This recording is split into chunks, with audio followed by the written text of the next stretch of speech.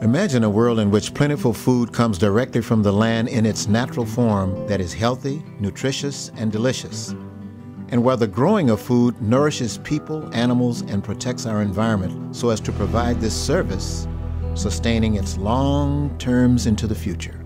Right now, the average distance all our food comes from is 1,500 miles away.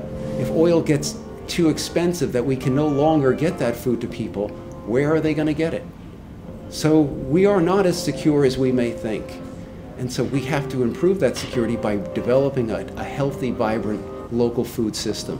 Preserving farms and keeping farms in business is, I think, the really critical piece that needs to be in place in order to help us contain our cities and have cities that are well designed and planned and contained. One of the most important things for the general public to realize is that there are solutions. Not often is there an opportunity to truly build something that will have a positive impact on our community and environment for many years into the future. One such organization is 21 Acres. 21 Acres, a community-supported nonprofit in a suburban area east of downtown Seattle. We're doing something today to preserve and build for tomorrow. The vision of 21 Acres began in 2003 when King County offered for sale 21 acres of agricultural land located in a protected agricultural productive district. We are building a model community center designed to be completely sustainable. A building that really brings together all the pieces of green architecture to start with, and then all the necessary components of what we need in order to accomplish this mission of getting agriculture fully integrated with the community. Every element of the project will be an integral part of the whole, from the building to all of its components, including a working farm, gardens, educational and processing programs that are already underway.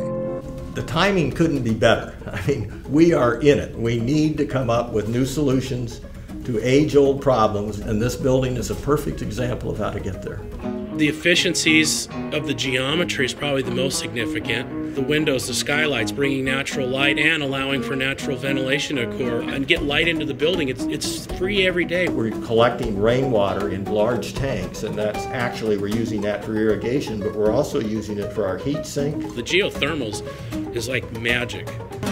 You know, what's the most important part? Wow, there are so many. It's all one thing, it's a whole. It's like a flower. What's the most important part of a flower? The roots, the stems, the leaves, or the flower? This is the greenest building I've ever seen.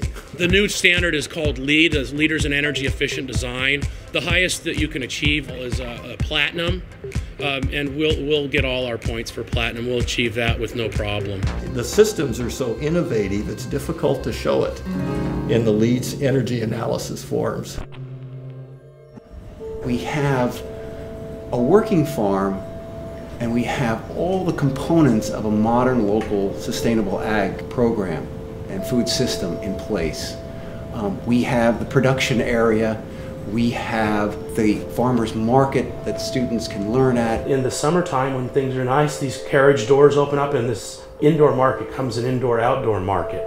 And we have the community kitchen that they can learn about value added. And those are the components that are going to make up this new modern local and sustainable food system.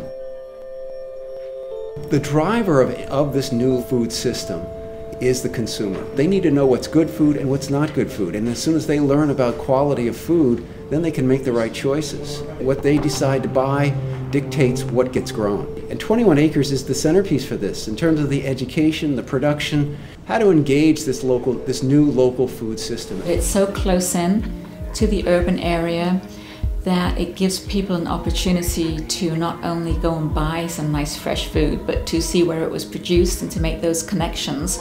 I think a lot of children these days really don't make any connection between the food they eat and where it comes from and how it's produced. And if you continue with this mission and you can educate both the ag community and the public, we can make this really transform agriculture. Instead of really kind of being just a niche, it can be spread throughout the agriculture industry. We just need these models. The most exciting thing is the collaboration of all of these people that have gotten together to say we're going to be as far out there as we can get. You know, the real important thing is education. Everything we do affects our environment and the systems downstream of us. I can't think of a better way to let the general public and for your own family to get them into the future and learn where we're going and what we have to do in moving forward and building technology.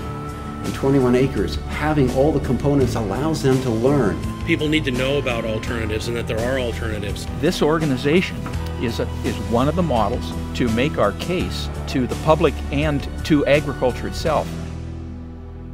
Meeting a very basic need for food and for systems that decrease global warming and build a healthy planet is a must. We must address these issues.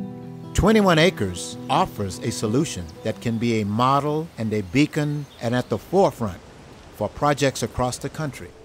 It is especially true when the project involves the primary need for food. Join us today for our future. Thank you.